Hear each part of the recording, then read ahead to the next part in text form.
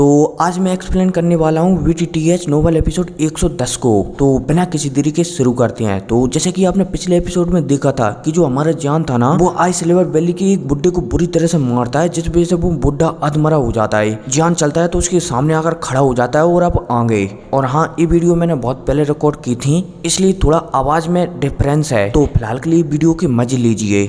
अब जान चलता है तो उस बुड्ढे के पास आता है और मुस्कुराने लगता है। हट आ जाती है और वो वहाँ पर बुड्ढे से कहने लगता है, क्या तुम्हारे आइस लेवर वैली में इतना ही दम है और ऐसी घिसी पिटी टेक्निक है तुम्हारे पास। और भाई जब वो बुड्ढा हमारी जान की ऐसी बात सुनता है तो उसे और भी ज्यादा गुस्सा आ जाता है। लेकिन फिर एक समय बाद वो अपने गुस्से पर काबू रखता है और जान को वहाँ पर समझाने लगता है कि अगर तुम हमारा साथ दोगे और इस लड़की को आइस लेवर वैली में ले चलोगे तो तुम्हें हो सकता है कि तुम्हारी पावर के हिसाब से तुम भविष्य में आइस लेवर वैली के चीफ भी बन जाओ। और तो और मैं आइस लेवर वैली के हेड से कहकर तुम्हें बहुत सारे इनाम भी दिलाऊंगा। अब बातों बातों में वो बुड्ढा खड़ा हो जाता है और पॉइजन गर्ल की ओर आगे बढ़ने लगता है। और भाई जान थोड़ी देर के लिए अपने ख्यालों में गुम हो जाता है। वो सोचने लगता है कि मुझे यहाँ आने से पहले ही पता था कि मैं आइस लेवर वैली का दुश्मन बनने वाला हूँ। लेकिन जब वो अपने ध्यान से हटता है और उस बुड्ढे को पॉइजन गर्ल के पास जाते हुए देखता है तो वो और भी ज्यादा गुस्सा हो जाता है। अब इतने में जान चलता है तो उस बुड्ढे के सामने प्रकट होकर उसमें एक लात जोर से घुमाकर देता है, जिसकी वजह से वो बुड्ढा नीचे जानकर एक चट्टान से टकरा जाता है एकदम धड़ाक। और तो और वो चट्टान भी चकनाचूर हो जाती है और भाई उस बुड्ढे की कई हड्डियां भी टूट जाती हैं और वो वहां पर दोबारा से खून की उल्टियां करने लगता है। अब इससे पहले वो जान से कुछ कहने ही वाला होता है, तभी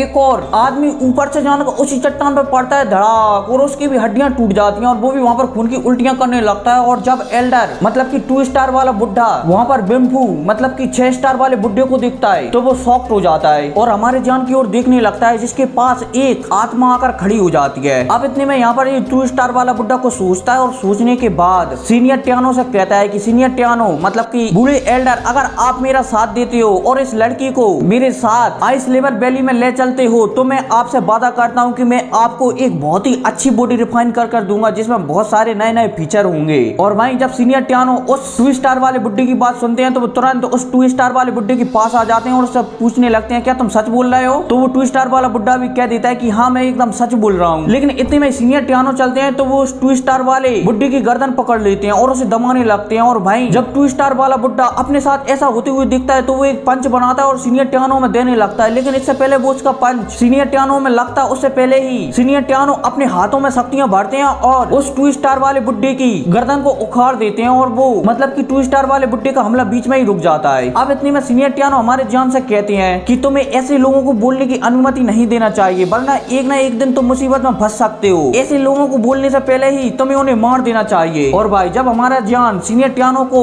ऐसा करते हुए देखता है तो वो एक राहत की सांस लेता है। हालांकि वो मन में वहां पर सोच रहा होता है कि ऐसा लगता है कि मानो सीनियर टियानो भी उसके हाथों से चली गए, लेकिन सीनियर टियानो उसे धोखा नहीं देते। अब इतने में हमारा जान यहाँ पर यह सब देखकर और यह सब सुनकर खुश हो जाता है और सीनियर टियानो से कहता है कि सीनियर टियानो, मैं आपके लिए एक बहुत ही अच्छी बॉडी और बहुत ही जल्दी रिफाइन करूंगा। और भाई सीनियर टियानो भी यह सुनकर बहुत खुश हो जाते हैं। अब ये दोनों खुश हो ही रहे होते हैं, तभी वहां पर हमारे जान का पपेट आ जाता है और उसके हाथों में एक 6 स्टार बुड्ढे की गर्दन होती है। और जब वो बुड्ढा मतलब कि वो 6 स्टार वाला बुड्ढा वहां पर बिनफू और उस 2 स्टार वाले बुड्ढे को दिखता है तो वो शॉक्ड हो जाता है। अब इतने में हमारा जान चलता है तो उस 6 स्टार वाले बुड्ढे को पकड़ लेता है और अपनी डेमन पपेट को ऑर्डर देता है कि सारे के सारे आइस लेवर वैली के स्टूडेंटों को मार दो। और पपेट को यह मौका मिलते ही पपेट वहां से तेजी से निकल जाती है और सारे के सारे स्टूडेंटों को मार डालती है। अब इसके बाद जान चलता है तो वो अपने स्पूचल अवतार को अपने शरीर के अंदर कर लेता है और फिर वो 6 स्टार वाले बुड्ढे से पूछताछ करना शुरू करता है, जिसकी फाइट पपेट से हो रही थी। वो उस बुड्ढे से पूछता है कि मुझे बताओ कि तुम्हारी आइस लेवर वैली की ये आइस फायर क्या है। और भाई वो बुड्ढा चलता है तो पहले तो हमारे जान को नहीं बताता, लेकिन हमारा जान उसे टॉर्चर करने लगता है और उसे जिगलिश फ्लेम से अपनी जलाने लगता है। और जब वो बुड्ढा जान को ऐसा करते हुए देखता है तो वो किसी पपेट की तरह बोलने लगता है कि आइस लेवर वैली की एक खुफिया टेक्निक है। कोई भी बंदा मतलब कि कोई भी स्टूडेंट जब डाउ होंग से लेवल से ऊपर आ जाता है और एक डाउजोंग लेवल पर आ जाता है तो उसे एक खुफिया टेक्निक दी जाती है, जिस वजह से वो अपने शरीर के अंदर इस प्रकार की मतलब कि आइस वाली ड्यूकी को बना सकता है और इस ड्यूकी को किसी के भी शरीर में डाल सकता है। और जैसे ये ड्यूकी किसी के शरीर में जाती है तो भले ही वो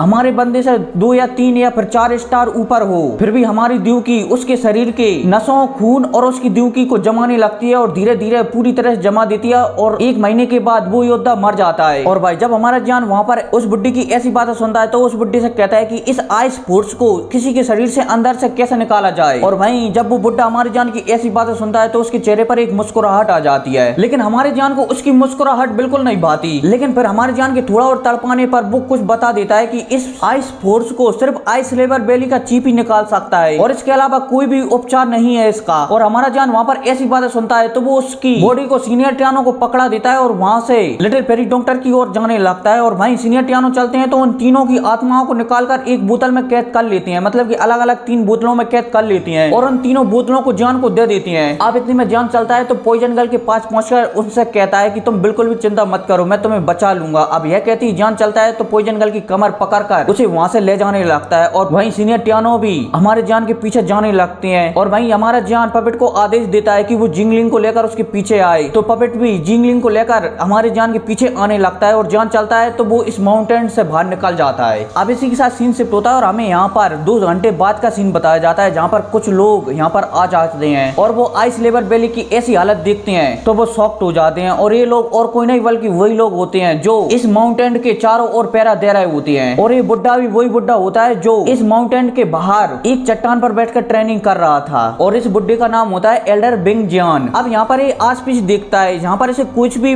प्रूफ नहीं मिलता कि इन लोगों को किसने मारा है। और वहीं आसमान से एक और स्टूडेंट आता है और वो एल्डर बिंग जियान से कहने लगता है कि इसे किसने मारा होगा। तो वहीं एल्डर बिंग जियान उस स्टूडेंट पर गुस्सा हो जाता है कि अगर मुझे पता होता तो मैं उन्हें जाकर मार नहीं देता, तो मैं ऐसा करो इन सभी को लेकर आइस लेवर बेली ले चलो, अब हम वहीं से पता लगाएंगे कि इन सबको किसने मारा है। अब इसी के साथ यहाँ से सीन शिफ्ट होता है और दोबारा से हमारे जान को बताया जाता है जो कि उसी माउंटेन में और भी अंदर जा रहा होता है और वो लगातार 2 से 3 घंटे अंदर जाने के बाद उसे एक गुफा मिल जाती है। तो वो उस गुफा में अंदर जाकर और वहाँ पर पॉइजन गर्ल को एक पत्थर पर लेटा देता है और अपनी स्टोरेज अंगूठी में एक चमकीला मोती निकालकर वहाँ पर लगा देता है जिससे पूरी गुफा में उजाला हो जाता है। और वहीं इतने में जिंगलिंग चलती है तो वो अपनी स्टोरेज अंगूठी से एक कंबल निकालकर पॉइजन गर्ल को उड़ा देती है। अब इतने में हमारा जान पॉइजन गर्ल को देखता है और उससे पूछता है कि तुम ठीक हो। तो पॉइजन गर्ल अपने आप को मतलब कि अपने चेहरे पर मुस्कुराहट ले आती है और अपने गाल फुलाकर गालों पर हाथ रखने लगती है और ऐसा लगने लगता है वहाँ पर मानो पॉइजन गर्ल अपने आप को बहुत ही ज्यादा क्यूट बता रही हो कि वो एकदम ठीक है, जान को उसकी चिंता करने की कोई भी जरूरत नहीं है। लेकिन जान वहाँ पर समझ जाता है कि पॉइजन गर्ल ऐसा क्यों कर रही है ताकि वो उसके बारे में बिल्कुल भी टेंशन ना ले कि वो कैसी है। लेकिन जान चलता है तो वो पॉइजन गर्ल का हाथ पकड़कर अपनी शक्तियों को पॉइजन गर्ल के शरीर में भिजा देता है और उसके शरीर में आइस लेवर बेली का आइस फोर्स ढूंढने लगता है। लेकिन उसे वहाँ पर नजर आता है कि उसके पूरे शरीर में कहीं पर भी उसे आइस फोर्स नहीं दिखाया। अब जान यहाँ पर लगातार आधे घंटे तक ढूंढता है लेकिन आधे घंटे के बाद भी वो आइस फोर्स हमारी जान को नहीं मिलता। और फिर भाई हमारा जान अपनी आंखों को खोलता है और मन में को सोचने लगता है कि आइस फोर्स आखिर कहाँ पर है। लेकिन उसे तभी मास्टर की बात याद आ जाती है कि तुम्हारे पास जो हेवनली फ्लेम है इस दुनिया की सबसे गर्म चीज है। इसलिए वो थोड़ी देर तक को सोचता है और फिर सोचने के बाद अपनी स्टोरेज अंगूठी से एक बार टब निकालता है और फिर अपनी स्टोरेज अंगूठी में से जो पानी वो स्टॉक करके रखता था ना, तो उस पानी को बाहर निकालकर आधे बार टब को भर देता है। अब इसके बाद हमारा जान 50 से ज्यादा जड़ी बूटियों को निकालता है और उन्हें रिफाइन कर मतलब कि आग में जलाकर उस पानी में घोल देता है। और ये सारी की सारी जड़ी बूटियां थी ना, ये सिर्फ आग वाली जड़ी बूटियां थी। अब इतने में हमारा जान जिंगलिंग से कहता है कि पॉइजन गर्ल के कपड़े उतारकर इसे पानी में लेटा दो।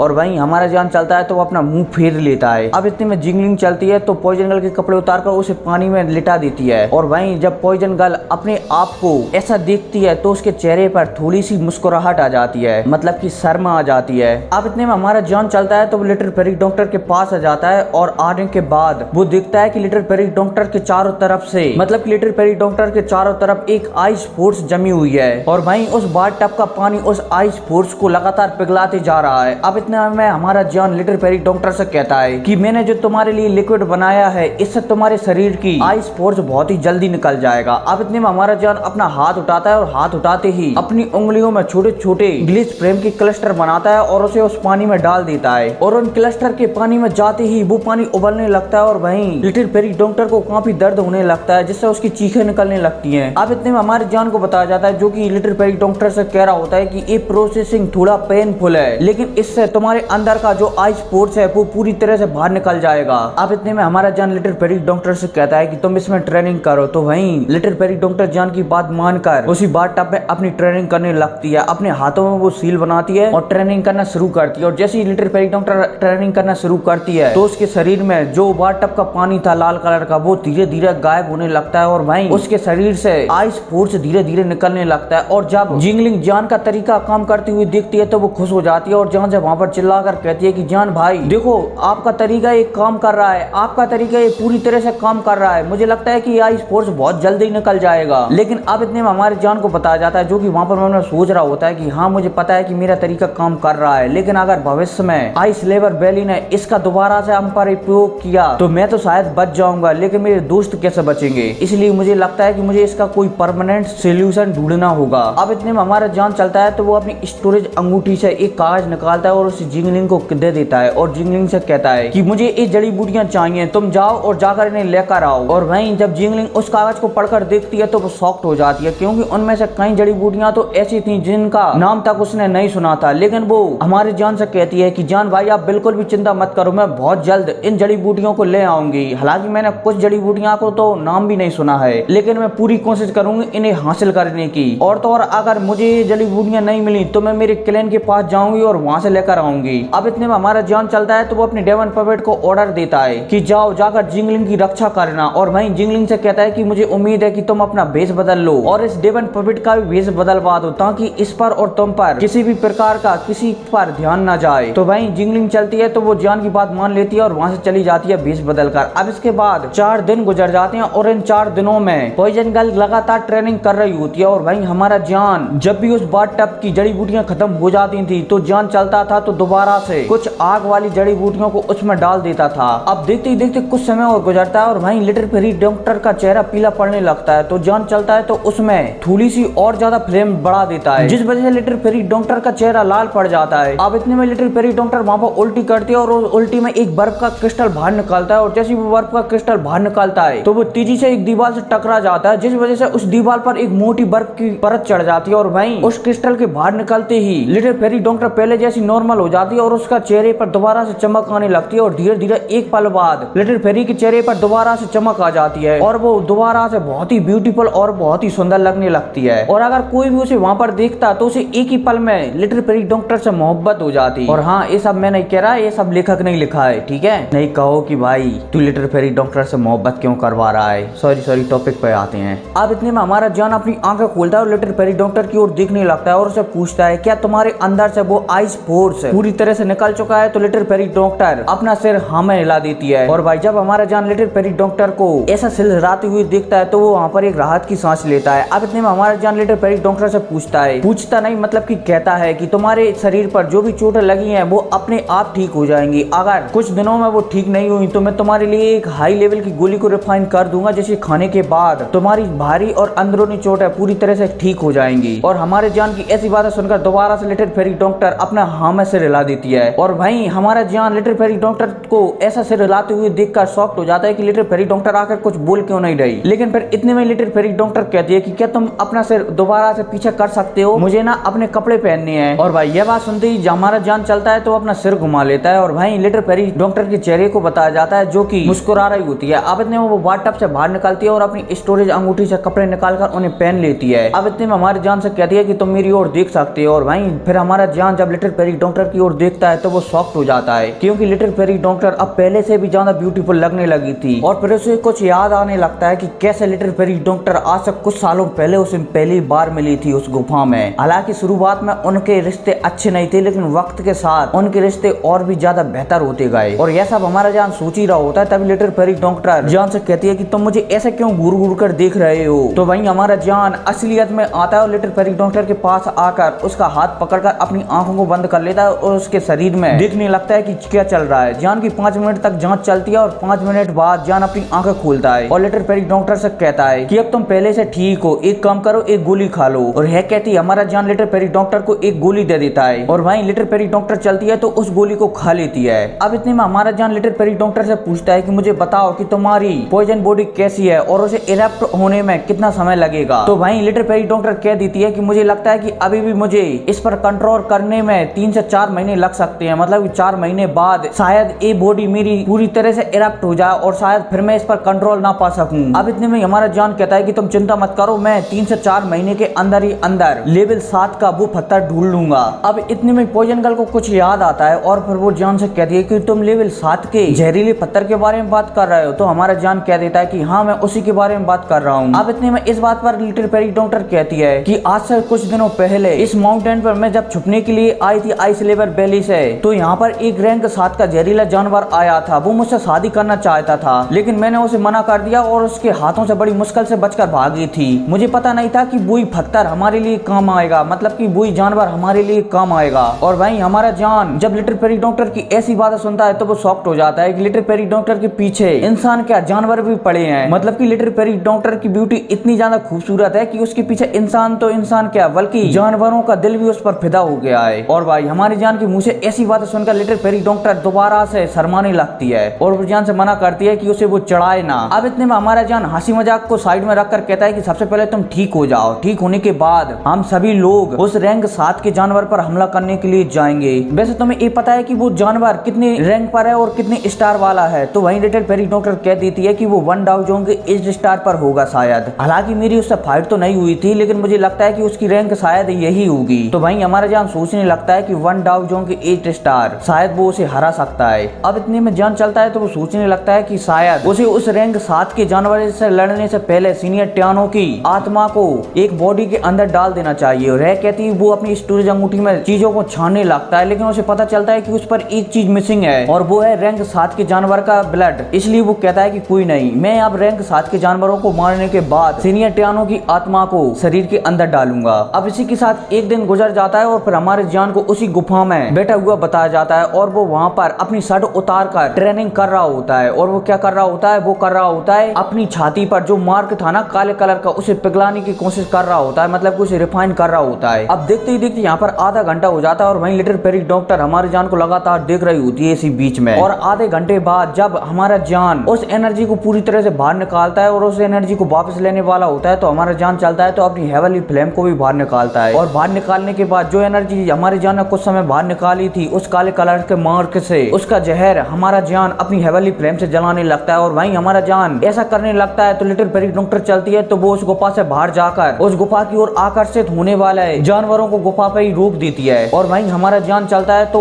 उन शक्तियों का जहर निकालकर उन्हें अपने अंदर लेने लगता है। लेने के आधे घंटे बाद उसके शरीर से कुछ ऊर्जा बाहर निकल आती है, मतलब कि उस काले कलर के मार्क से कुछ ऊर्जा बाहर निकल आती है। तो हमारा जान चलता है तो अपनी हेवनली फ्लेम को भी निकालता है और उस ऊर्जा से जहर को अलग कर देता है। अब हमारा जान चलता है तो वो सारी ऊर्जा को अपने शरीर के अंदर ले लेता है और एक छोटी सी आवाज आती है और आवाज के साथ हमारा जान डाउ जोंग के 2 स्टार पर पहुंच जाता है, मतलब कि 1 डाउ जोंग के 2 स्टार पर पहुंच जाता है। और वहीं जब वो आवाज लिटिल पेरी डॉक्टर आती हुई सुनती है तो वो अंदर आती है और जान से पूछती है कि तुमने लेवल अप कर लिया है? तो हमारा जान भी कह देता है कि हाँ मेरा लेवल अप हो गया है। अब इतने में हमारा जान चलता है तो वो लिटिल पेरी डॉक्टर से पूछता है क्या जिंगलिंग अभी तक नहीं आई? तो लिटिल पेरी डॉक्टर कह देती है कि नहीं वो अभी तक नहीं आई, कहीं ऐसा नहीं उसके साथ किसी की फाइट हो गई हो। लेकिन हमारा जान कह देता है कि नहीं ऐसा कुछ भी नहीं हुआ, अगर ऐसा होता तो मुझे पता चल जाता क्योंकि वो मेरा पपेट है। हम ऐसा करते हैं हम 2 दिनों तक और जिंगलिंग का इंतजार करते हैं, अगर जिंगलिंग 2 दिनों के अंदर नहीं आई तो हम 2 दिनों के बाद उस रैंक 7 के जानवर पर आक्रमण कर देंगे और उसे मार डालेंगे। तो पॉइजन गर्ल चलती है तो वो भी अपना सिर हिलाती है। अब इतने में सीन शिफ्ट होता है और एक दिन बाद का सीन बताया जाता है जहाँ पर मतलब कि जहाँ हमारा जान इंतजार कर रहा होता है, तभी एक वहाँ पर सांव की आवाज आती है और वहाँ पर हमारे जान का डेमन पपेट और जिंगलिंग आ जाती है। जब जिंगलिंग जान को देखती है और जान जिंगलिंग को देखता है तो जान जिंगलिंग से पूछता है कि तुम्हें इतना टाइम कैसे लग गया? तो जिंगलिंग जान से बताती है कि मैंने जड़ी बूटियां तो 2 दिन पहले ही ढूंढनी थी, लेकिन यहाँ पर आइस लेवर वैली के कुछ बंदे आ रहे हैं तो मैं उनका पता लगाने में लग गई और 2 दिनों में मैंने उनका पता लगाया कि उनके साथ एक 1 डाउ जोंग लेवल का 9 स्टार का बंदा है और तो और वो कभी भी 2 डाउ जोंग लेवल पर पहुंच सकता है। और तो और इसके अलावा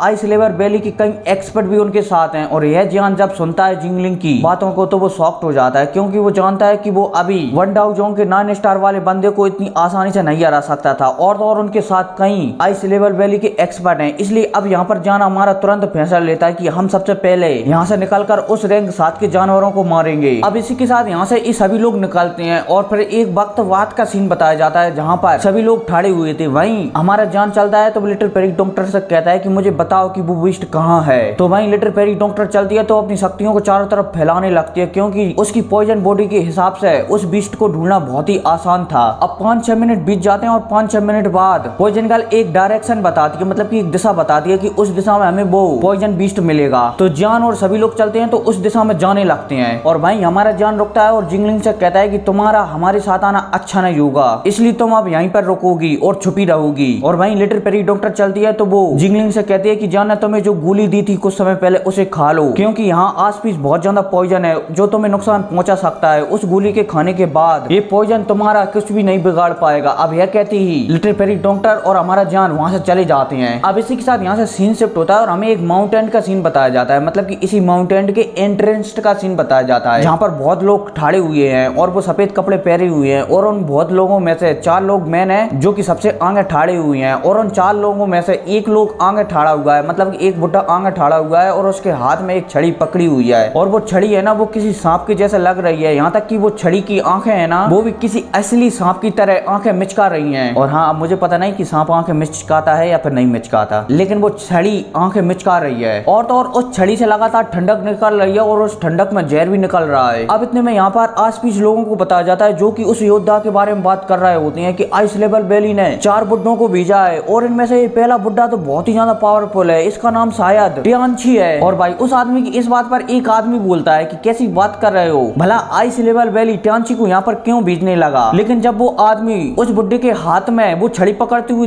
दिखता है तो वो भी शॉक्ड हो जाता है कि ये तो सच में टियानची है। अब इतने में टियानची को बताया जाता है जो कि वहां पर चुपचाप ठाड़ा हुआ था और वो कुछ देख रहा था। वो एक टीवी टाइप का कुछ बर्फ का पकड़ा हुआ था और उसमें देख रहा था ये तो वही तीनों हैं जिन्होंने मेरे तीनों बुड्ढों को मारा है। और मुझे लगता है कि ये लड़का ही सबसे ज्यादा पावरफुल है इनमें से और मुझे पता नहीं था कि इस लड़की के पीछे इतने पावरफुल लोगों का हाथ होगा। हालांकि मैंने इससे पहले इस लड़के को यहाँ पर कहीं भी नहीं देखा। मुझे लगता है कि ये लड़का पिल रीजन का नहीं है बल्कि कहीं और से आया है यहाँ पर। लेकिन खैर जो भी हो, अब इस लड़के को मरना ही होगा मेरे हाथों से। अब इतने में टियानची चलता है तो पीछे अपना सिर हिलाता है और कहता है कि सभी लोग आ चुके हैं। तो वहीं वो तीनों बुड्ढे बोल देते हैं कि हाँ सभी लोग आ चुके हैं, बस आपके ही कहने का इंतजार है। तो वहीं टियानची कहता है कि चलो अंदर चलते हैं और यह कहती सभी लोग उस माउंटेन के अंदर जाने लगते हैं, मतलब कि उस जंगल के अंदर जाने लगते हैं। अब इसी के साथ सीन शिफ्ट होता है, हमें दोबारा से जान के ग्रुप को बताया जाता है जो कि एक किले के पास पहुंच चुका था और वो किला बहुत ही बड़ा था। अब जैसे ही वो उस किले के 100 मीटर की रेडियस में आते हैं तो वहां पर किसी की पावरफुल आवाज आती है कि कौन है जिसने मेरे इलाके में आने की कोशिश की, क्या उसे अपनी जान प्यारी नहीं है या फिर वो अपनी जान से वो हाथ धोना चाहता है या फिर वो जीते जीते थक गया है जो यहाँ पर मरने के लिए चला आया है। अब यह कहते ही वहां पर एक बंदा प्रकट हो जाता है, मतलब कि एक जानवर प्रकट हो जाता है जिसकी पूंछ 10 फुट लंबी थी और उसके पीठ पर 20 मीटर से ज्यादा बड़े पंख थे। और जैसे ही वो बीस्ट, मतलब कि जैसे ही वो रैंक 7 का बीस्ट वहां पर लिटिल फेरी डॉक्टर को देखता है तो उसके चेहरे पर मुस्कुराहट आ जाती है और फिर वो हमारी लिटिल फेरी डॉक्टर से कहता है कि क्या तुम वापस आ गई, क्या तुम मान गई हो मुझसे शादी करने के लिए, अच्छा है कि तुम मान गई हो और दोबारा से यहाँ पर आ गई हो। लेकिन इतने में लिटिल फेरी डॉक्टर कहती है कि मैं तुमसे शादी करने के लिए यहाँ पर नहीं आई, मुझे तुमसे कुछ चाहिए। तो वहीं वो रैंक 7 का बीस्ट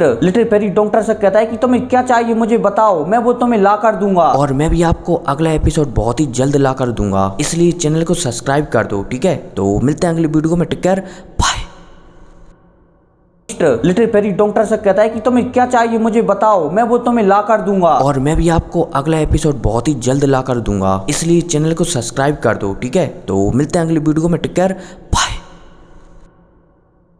लिटिल फेरी डॉक्टर से कहता है कि तुम्हें क्या चाहिए मुझे बताओ, मैं वो तुम्हें ला कर दूंगा। और मैं भी आपको अगला एपिसोड बहुत ही जल्द ला कर दूंगा, इसलिए चैनल को सब्सक्राइब कर दो, ठीक है। तो मिलते हैं अगली वीडियो में, टेक केयर।